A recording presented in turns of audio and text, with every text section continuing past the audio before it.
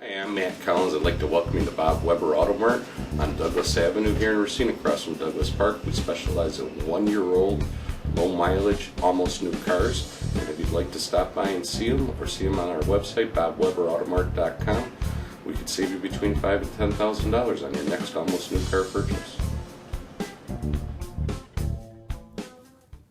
Welcome into another edition of Sports Junkies. I'm Sparky FIfer from the Wendy's Big Show on Sports Radio 1250 WSSP. Along to this side, he is Gery Woelfel from the Racine Journal-Times. Who's on the other side? We are going to talk about high school football here. And last week, same old, Racine Case with an opportunity and can't close. I mean, this is the same thing we saw last year with Racine Case. And now, again, I saw the game story. Obviously, I didn't see the game. I saw the game story in the Racine Journal-Times. A punt return, kick return that Case had obviously made it close. I don't know if they were really there at the end. And I saw comments by Coach Pancotti talking about, gave good effort again, played hard and all of that. But as a fan of Case, win. Well, you know what? They did play very well against Waterford. Through the third quarter was anyone's game. And Case did some really good things. At the first half, I had a tough time figuring out who the better team was. And obviously Waterford's tradition is much better, especially in recent years. And I thought Waterford would, win rather easily. Right. But they had a tough time breaking away in the first half. And Evan Enright Contreras, the quarterback for Case High School, I thought he did a really nice job. And that's been one of the big question marks for him this year, was whether he could come in and do a respectable job. And I thought he was terrific that first half. Pancotti is right. They are giving a good effort. They're knocking on the door. And you're right. They got to win. They got to get over the hump. Yes. And kind of establish it. But everybody knew when Pancotti took over the program 2 years ago, it's not going to happen overnight. This is like a 3-4 year process. And this is year 2. So I think they're on the right direction. I see some real positive signs coming out of Case. They get my alma mater this week, Kenosha Tremper, is coming off a win. You have an alma mater? For high school. Against the win in Antioch. Tremper 2-0 to this point. Case now 0-2. Tremper's going to try and pound the football and run the football. Case has struggled, giving up over 200 yards a game now running the football. But they're going to spread Tremper out. So it's going to be a contrast in styles, it appears, at this point. I'm taking Case. Wow. That's interesting. That would be huge. I'm taking Case. If Case did, because, again, they played well. They got to, just sustain it for 4 quarters. They can't go two and a half quarters. So if you're on the money in this, that would be a huge victory for the Eagles. Another game that I'm looking forward to, I wish I could get to, I do the Fox 6 High School Blitz, and I'm going to be at Germantown Whitefish Bay this week. But if I had a choice to come to a game down here, one of the games I'd want to go see, obviously, in this area, actually, is Horlick and Franklin. You've got a battle of 2 really good quarterbacks. That Franklin quarterback's already got a D1 offer, maybe a few D1 offers at this point.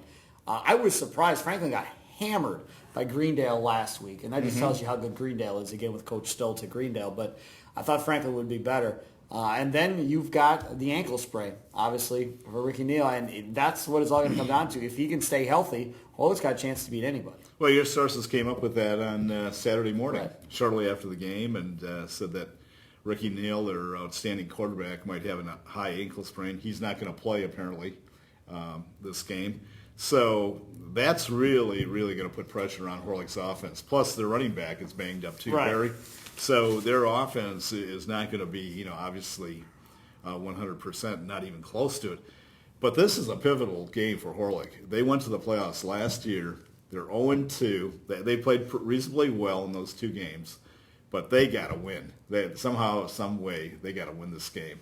And it's going to take a lot, but, they can do it. Again, I'm sitting here and I'm trying to find the kid's name that came in last year for Ricky Neal.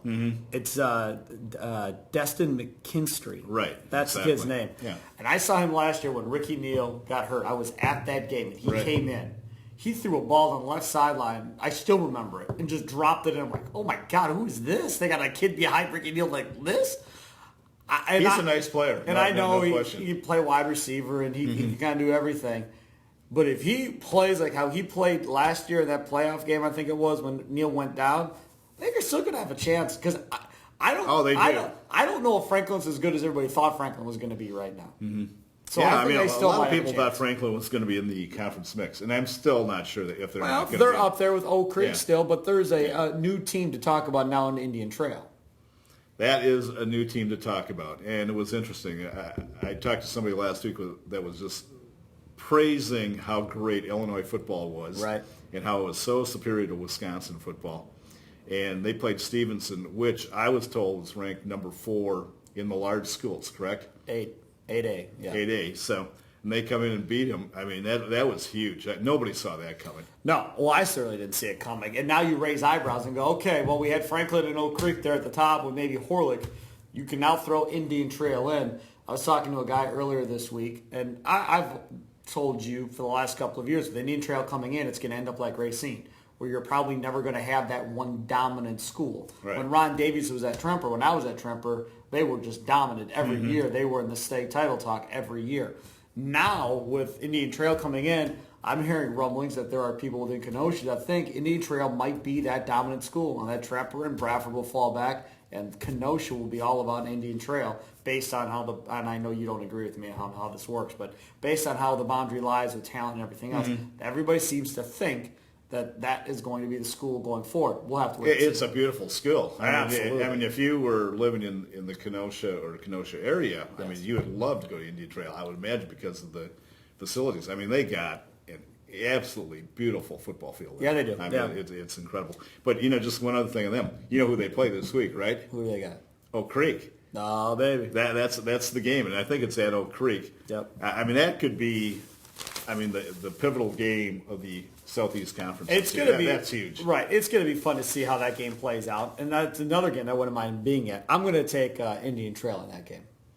I'm going to take Oak Creek I love Bartholomew at Oak Yeah, Creek. Don't yeah. get me wrong, but simply because the game's played there. When Indian if I'm Trail- not mistaken, I may be wrong. If the game's at Kenosha, I'll take Indian Trail. But I'm. So you're taking the home team. The home team, yes. all right, fair enough. Park at Kenosha, Bradford, the battle of the unbeatens or the unwinnable or the bad teams. I Yeah. don't know. Park at Bradford. What do you think? Bradford's been horrible. Yeah, and Park shows signs. I mean, I talked to your colleague Chuck Freeman, who covered the Chucky Free. Yeah, covered the first game of Park this year, and he texted me. He said he liked what he saw from Park. He said the score was lopsided, but he said they did a lot of good things. They moved the ball offensively. They put together a nice running attack. Their problems were miscues several times. They got inside the 20-yard line, turned the ball over, and it happened again in their last game.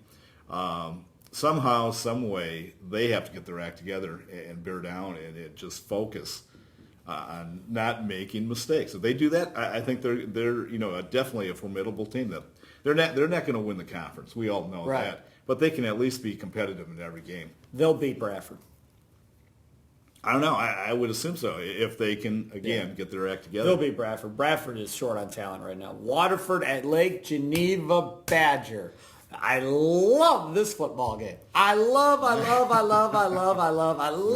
this football game. Okay, I love Lake Geneva. Let me count the ways, okay? Oh, no. I mean, these are just two really well-coached football teams. Yeah. And that's what I love about it. Coach Bakken at Waterford has done a fine job at Waterford since he's been there. Obviously, we Great had Bakken job. on. Great job. And Coach Hensler at Lake Geneva Badger is an outstanding football coach and did great things last year in the playoffs for Lake Geneva Badger. This is going to be one hell of a football game. I mean, you start talking about that Southern Lakes Conference, this could very well be this is going to be a pivotal game probably in deciding who wins it. Yeah, and you know what? It's not too early to say. It might even have playoff implications. Yes. I mean, Waterford's got a loss on their record already. But to a good McGuanago team. To a with good Clay McGuanago. Iverson. And you know what? They showed some really good things throughout the course against Case.